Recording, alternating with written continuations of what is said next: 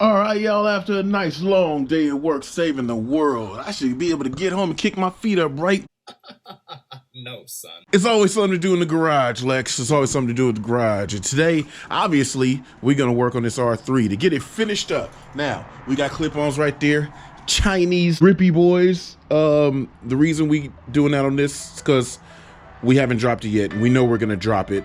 I'm getting a phone call. Pause. And we're back. So, like I said, the reason we got the Chinese joints on here is because we're going to drop this bike. I know it. We're going to go really hard. I just know it. And if it ain't me, it's going to be Jalen. So that's what's going on here. Now, as you can see, all my other joints is Vortex. But this bike's reasoning is for thrashing. So that's kind of the long and short of it. And I will say I have so many extra bars. The goal for this bike is practice, is thrashing, and it's practice for this one, to be very specific. But clip-ons for this that are the style of the R6. Now, a lot of people, what they've been doing with these is they drop the clip-on under here, which just makes it really low. It still comes out right off of the side of the shock. These are going to be like the R6, they're gonna be like the R1. I want it to be more forward. People always ask me why I never have steering dampers on my bike. This one came with one stock, but this is the reason why I don't. Because when I ride, my leverage is a little bit further forward. So even when there are a little bit of head shake, I'm in control of it. Second thing with this bike, these are top mounted. I don't want them set under. I think Yamaha did a great job with these bikes, how they come. I'm just refining it a little bit. Top mounts, set more forward with a little bit more bar for all of the leverage. Did the same thing with this, the factory location, under the triple tree, more forward with a longer bar. Because remember, all of the clip-ons are about that far back. The stock ones come right off of the forks. So this bike is going to be more similar to the R6 on these small tracks.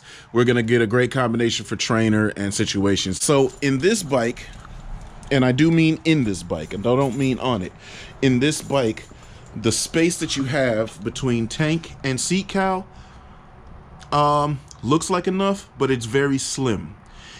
If you think about a human ass sitting right here and legs going forward, you get back, scooting back, and your butt's up on this, which you're kind of at the mercy of the cockpit, and this bike is made to be sitting straight up and down with arms forward, very relaxed cruising. It's not made for super performance. So this is limiting. When we move these clip-ons a little forward, that's an improvement. When you look at a super bike, this space is a little bit more. I know it doesn't seem like it, but this is a whole lot more space. I could get super technical, break out a measuring tape, but I won't. Super sport, same thing. I feel like there's too much science and I gotta get to work. Yeah, hold up, copyright, but that damn yay game is slapping. Let's get it, let's see, hold up. Nigga, we having the best divorce ever. Okay, hold on. Now check it out. The clip-ons are already on, everything is good, it's looking good, it's feeling good. I went out as far as I could go, right? These don't hit. But if you're steering like this, which shouldn't happen in a high speed situation, right? But just for like maneuverability, you can kind of still get your finger in on the clutch, but that is just full lock. And we're the same way here. The brake line hits just a little bit there, but that's full lock as well. So we've got full range of motion. Since the bars are out wider now, the factory bars I had pitched out a little bit, but since these are wider, we have the leverage, we can move them back in a little bit. That way, once you're in the tuck position, your arms aren't out, having your elbows out, looking like you're on a BMX. Now you can get back in the natural tuck position with your arms coming in close to the body. But we do have the longer length, so we've got the leverage. This looks really sick. I dig it. The spacing is really good, and I think it's fire. Now we have the Dale Rim bar ends, so we can go to the Dixon track. We needed these, those, this, and these. And these got a plastic tip on them, but we're good to go. Now we can hit Dixon track, have another track in the arsenal. Oh, also, this area right here, It looks a lot better because it's moved forward some. I've always had a problem with the R3s and any sub 400 bike. The bars are so far back for comfort, you left a lot of space right here that could have been filled up. So now we're really looking like a true sports bike. It looks really good aesthetically. You know, you see that space is the same. And this is the setup that it's closest to, is going to be this R6.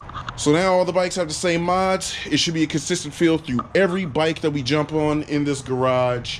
Even the FZR. The FZR has the clip-ons and everything. The only bike that doesn't have clip-ons are the two older R1s, the 2000 and the 05 that's in the back. I'm ready to ride this. The only big change that this has now is it is dropped in the front by ½ an inch. Now, I know a lot of purists. Oh my God, why? Why are you doing that? I don't even want to get into the science of it.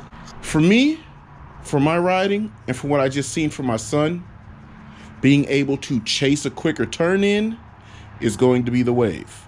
We'll test it. We'll see how it feels. If it doesn't feel right, we're going to raise it back up a little bit. This is going to allow for the weight to be forward more. That way, when we settle back, I think we should be perfect. So, ½ an inch lower in the front, we're an inch up in the rear. These are the type of things that changes the geometry, that allows for a quicker thing to happen. And what I want is to be able to chase turn in quicker. This is a very small track vehicle, changing directions like lightning fast, like a fly.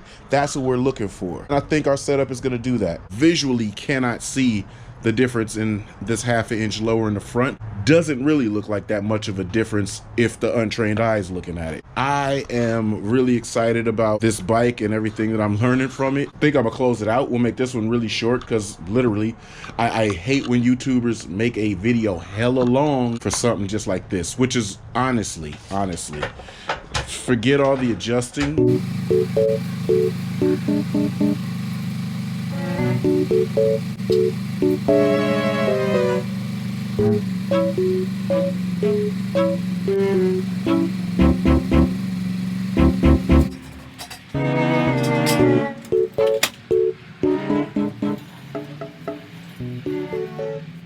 But it's honestly 6 bolts and we got 2 down here on the triple. So I can't make a whole video. Okay, yeah, I did take it to the drill press, press the, like I saw a dude do clip-ons and he cut the inner nubs out. Bruh, this is how it's supposed to be. You drill a hole down in there so that your controls stay sturdy. I don't know, I just don't do that. But yeah, we did all that we were supposed to do. It's good as gold, and I can't really find myself to make a whole 10-minute video of this. That's done. We're modded. I like it. Jay likes it. Jay's gonna like it. And we're gonna have a good time riding it. So that's gonna be it on this one, y'all. I'm gonna get y'all 2, and we out.